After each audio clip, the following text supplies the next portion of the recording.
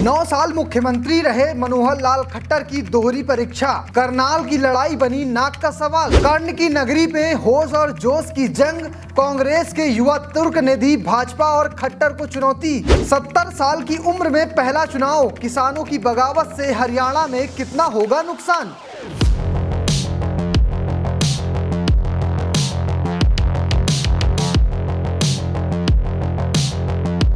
जिस सीट पर 18 में से 11 चुनावों में कांग्रेस ने परचम लहराया है, जो क्षेत्र बाबर लोधी, अकबर हेमू और अब्दाली मराठाओं के युद्ध का गवाह रहा है, जिसे महारथी कर्ण की नगरी कहा जाता है, अब की बार उस लोकसभा सीट से 9 साल मुख्यमंत्री रहे मनोहर लाल खट्टर मैदान में हैं।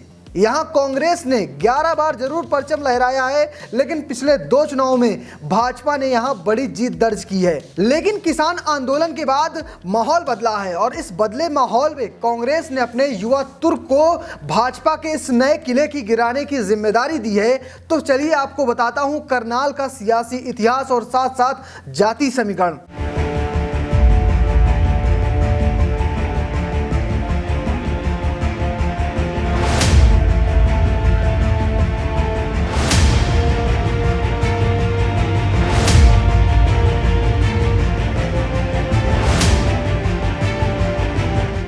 पहले बात कर लेते हैं मौजूदा राजनीतिक रसूखों की। करनाल लोकसभा क्षेत्र में 9 विधानसभा सीटें हैं। इनमें से 4 भाजपा के पास है और 5 पर विपक्ष का कब्जा है। इनमें करनाल जिले की इंद्री और घरौंडा भाजपा के पास है, जबकि असंध में कांग्रेस और नीलीखेड़ी से निर्दलीय विधायक है। करनाल सीट पर उपचुनाव हो रहा है। पानीपत की 4 सीटों में शहर और देहात भाजपा के पास है, जबकि इसराना और समालखा पर कांग्रेस का कब्जा है। अगर पिछले 3 लोकसभा चुनाव की बात करें तो साल 2009 में कांग्रेस ने जीत दर्ज की थी और वोट हासिल किए थे 37.57%। भाजपा ने यहां हासिल किए थे 22.86%, जबकि 2014 में समीकरण पूरी तरह से बदल गए थे। 2014 में भाजपा ने जीत दर्ज की थी और वोट हासिल किए थे 49.83%, यानी लगभग 50%। कांग्रेस के खाते में गए थे 19.62%। अगर बात 2019 की करें तो 2019 में भाजपा के खाते में 70.04%, जबकि कांग्रेस के खाते में आए थे 19.66% वोट। यानी यहां पर भाजपा ने लगभग 6 लाख वोटों से जीत हासिल की थी। और इस साल इस सीट से भाजपा ने मनोहर लाल खट्टर को मैदान में उतारा है। उनका मुकाबला कांग्रेस युवा के प्रदेश अध्यक्ष दिव्यांशु बुद्धिराजा से है। वहीं मैदान में जननायक जनता पार्टी से पूर्व विधानसभा अध्यक्ष सतबीर कादियान के बेटे देवेंद्र कादियान और साथ में एनसीपी शरद पवार से मराठा वीरेंद्र वर्मा उम्मीदवार हैं। एनसीपी ने इनोला के साथ गठबंधन किया है। बसपा से नरेंद्र कौर चुनाव लड़ रही हैं। ये तो हो गई इतिहास और प्रत्याशियों की कहानी। अब आपको दिखाता हूं यहाँ के जाति समीकरण क्या हैं।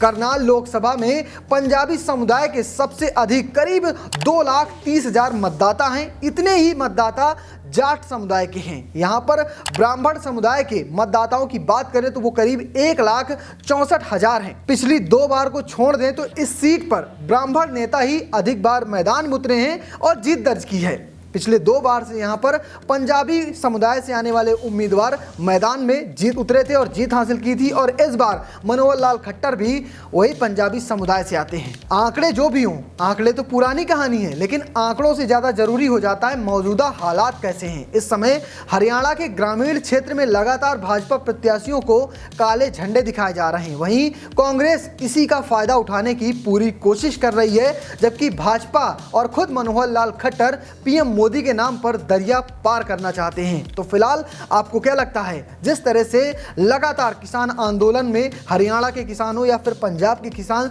शामिल रहे हैं, क्या इस चुनाव में उसका असर देखने को मिलेगा या नहीं? कमेंट बॉक्स में जरूर बताइएगा। और हाँ, पेज को फॉलो करना, चैनल को सब्सक्राइब करना बिल्कुल मत भूलिएगा। धन्यवाद।